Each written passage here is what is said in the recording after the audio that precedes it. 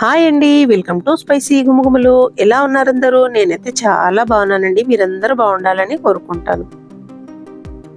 ఈరోజు ఈ వీడియోలో మనం మహాశివరాత్రి స్పెషల్ స్వీట్ డిష్ని ప్రిపేర్ చేసుకుందాము. ఈ రెసిపీ కోసం ఒక బౌల్లోకి 1 కప్ రవ్వ వేసుకోవాలి.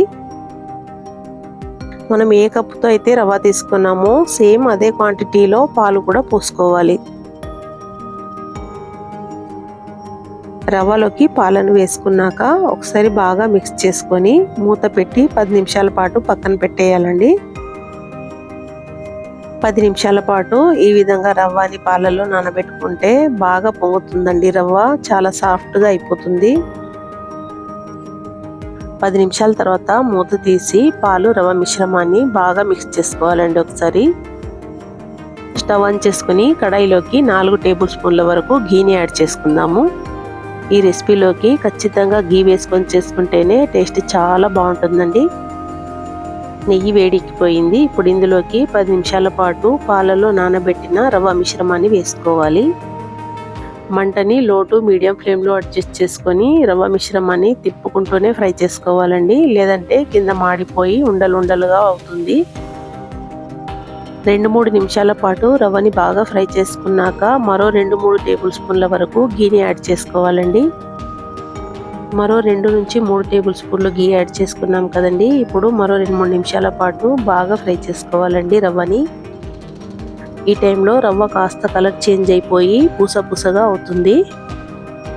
ఇంకాస్త నెయ్యిని యాడ్ చేసుకొని మరో 2-3 నిమిషాల పాటు రవ్వని బాగా ఫ్రై చేసుకుంటే రవ్వ బాగా వేగిపోయి పూసగా ఈ విధంగా అవుతుందండి. ఇప్పుడు స్టవ్ ఆఫ్ చేసుకొని పక్కన పెట్టుకుందాము. ఇప్పుడు స్టవ్ ఆన్ చేసుకొని మరో బాండిని పెట్టుకుందాము. ఈ కడాయిలోకి 2 టేబుల్ స్పూన్ల వరకు ఘీని యాడ్ చేసుకోవాలి. మనం ఏ కప్పుతో అయితే రవ్వ తీసుకున్నామో అదే కప్పుతో 1/2 కప్ షుగరు ఇప్పుడు ఈ ఘీలో యాడ్ చేసుకోవాలి.